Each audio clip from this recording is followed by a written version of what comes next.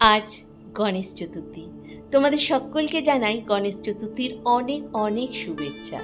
সিদ্ধিদাতা গণেশ তোমাদের সকলের মঙ্গল করুক। তোমরা ভালো থেকো, সুস্থ থেকো। সকাল থেকে আমি বেশ ব্যস্ত ছিলাম, পুজোর তোড়জোড় করছিলাম। বাড়িতে ছোট্ট করে গণেশের পুজো করি। চলো তোমাদের সাথেও দেখা করিয়ে দিই আমার ছোট্ট গণেশকে।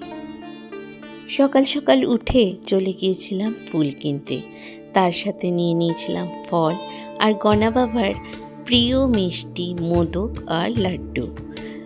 সব কিছু গুছিয়ে কিনে নিয়ে আমি ঝটপট বাড়ি চলে আসি।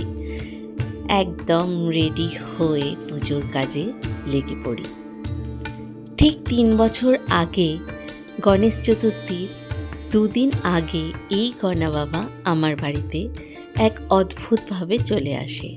আর সেই থেকেই যাত্রা শুরু। আমি প্রতি বছর যতটুকু আমার সামর্থ্য আমি ছোট্ট করে এই গণেশ পুজো করে থাকি। যেটুকু আমি নিয়ম জানি সেটুকুই আমি পুজো করি।